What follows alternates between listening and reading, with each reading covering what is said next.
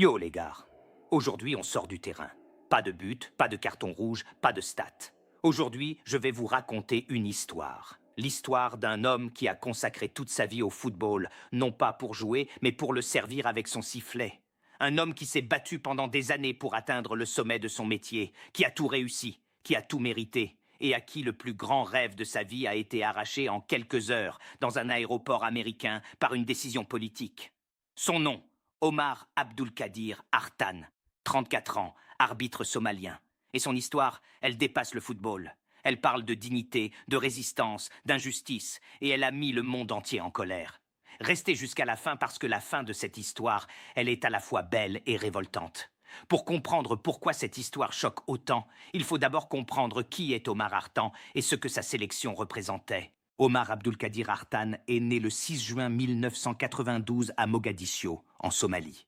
Et déjà là, juste ces quelques mots, né à Mogadiscio, ça dit tout sur le défi que cet homme a dû relever. Parce que la Somalie, c'est un pays qui a traversé des décennies de guerre civile, d'instabilité politique, de chaos total.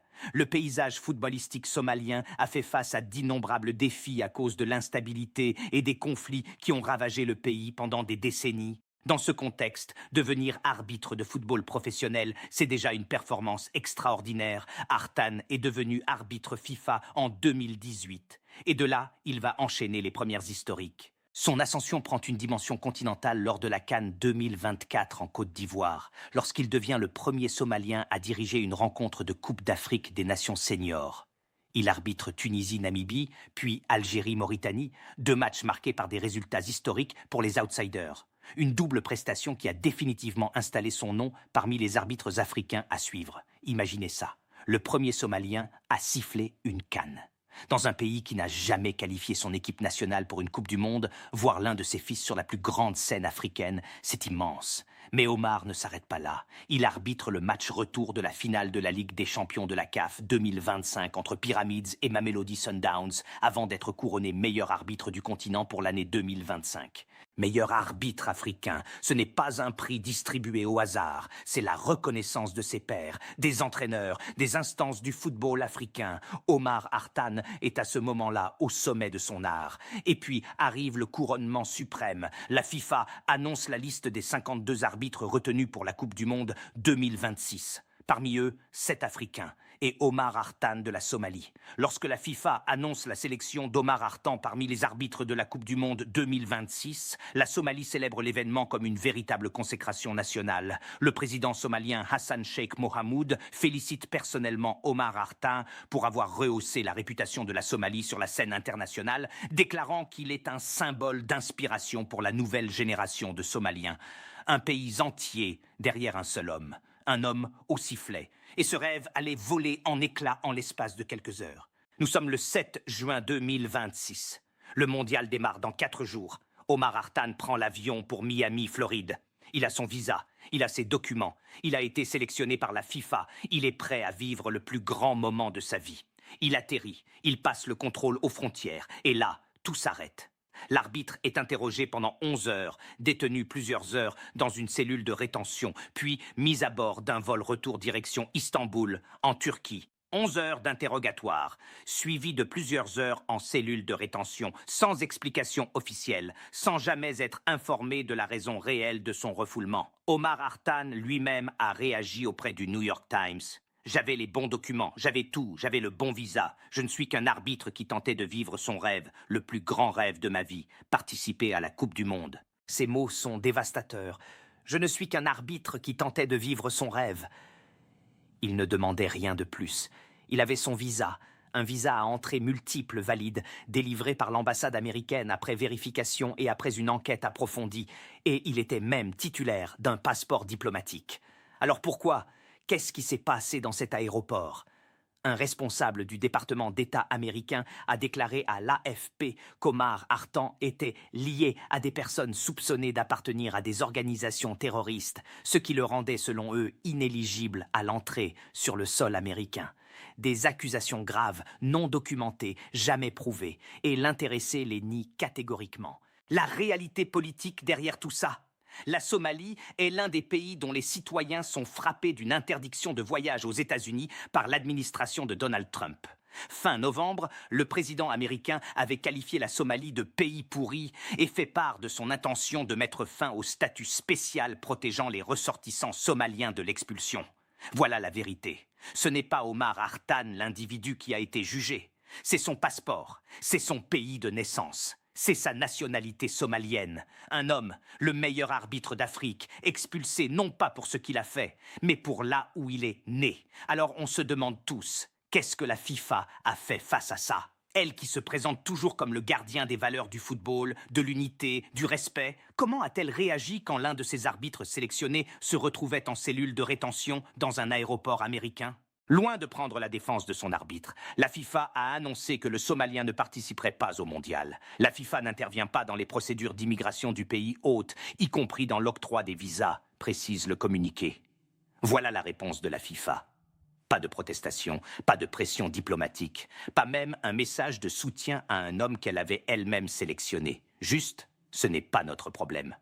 Lors d'une conférence de presse à Mexico, le patron de la FIFA, Gianni Infantino, a déclaré « C'est malheureux ce qui lui est arrivé, mais nous ne contrôlons pas tout. Nous devons respecter le fait que nous ne sommes pas les rois du monde qui peuvent régner sur les gouvernements et les forces de police. » Le matin, c'est malheureux, voilà tout. Pour un homme qui venait d'être humilié pendant 11 heures, mis en cellule puis expulsé, la FIFA sort le mot « malheureux ». C'est une honte institutionnelle et le monde entier l'a compris. Mais cette histoire a aussi un autre visage, un visage beau et émouvant. Omar Artan est accueilli en véritable héros à son retour à Mogadiscio. Dans les rues de la capitale somalienne, une foule immense est venue l'accueillir à l'aéroport.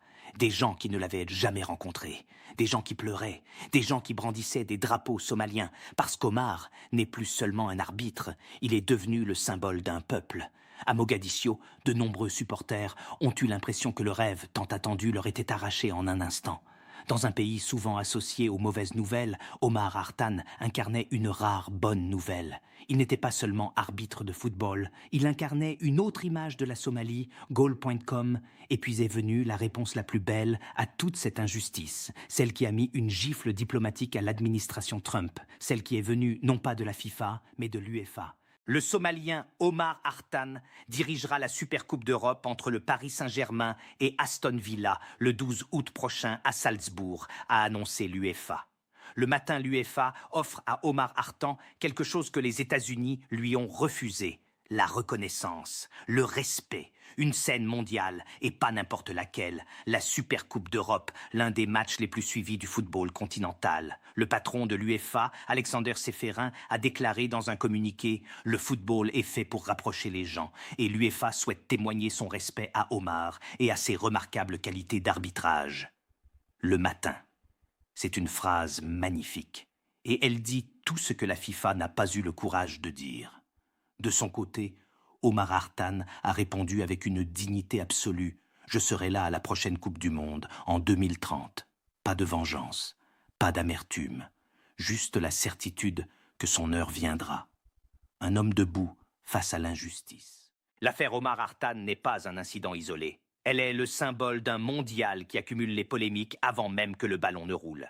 Arbitres somaliens refoulés, joueurs sénégalais soumis à des contrôles sur le tarmac à leur descente d'avion, photographes irakiens expulsés, visas iraniens refusés, les incidents se multiplient aux frontières américaines. Le directeur général de l'Organisation mondiale de la santé, Tedros Adhanom Ghebreyesus, a lui-même exprimé ses regrets à la suite de la décision américaine et apporté son soutien à Omar Artan, déclarant qu'Omar n'est pas seulement un arbitre, il représente quelque chose de bien plus grand. Quand l'OMS sort un communiqué sur un arbitre de football, c'est que l'affaire dépasse de loin le cadre sportif. En refoulant l'arbitre somalien Omar Artan, les États-Unis ont ouvert une brèche inédite et inquiétante qui risque de faire des émules à l'avenir. Qu'est-ce qui se passe si demain un joueur, un entraîneur, un journaliste africain se voit refuser l'entrée aux USA sur la base de sa nationalité? Qui protège ces gens si la FIFA capitule en silence? L'histoire d'Omar Hartan, c'est d'abord l'histoire d'un homme exceptionnel. Né à Mogadiscio, dans un pays ravagé par les conflits,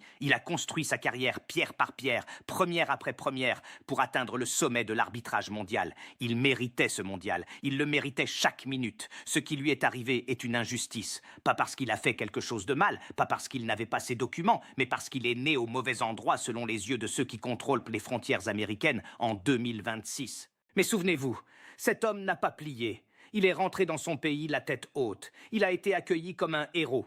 Et l'UEFA, elle, a su reconnaître sa valeur là où la FIFA a failli. Omar Hartan arbitrera la Supercoupe d'Europe en août. Et en 2030, il sera à la Coupe du Monde, avec son sifflet, avec sa dignité et avec le monde entier derrière lui. Dites-moi en commentaire, qu'est-ce que vous pensez de la réaction de la FIFA dans cette histoire ? Est-ce qu'elle a eu raison de ne pas s'opposer aux États-Unis? Et est-ce que la réponse de l'UEFA, c'est suffisant comme geste? Si cette vidéo vous a plu et vous a touché, likez, partagez. Cette histoire mérite d'être connue. Et abonnez-vous, on continue à couvrir tout le mondial 2026 ensemble. À très vite.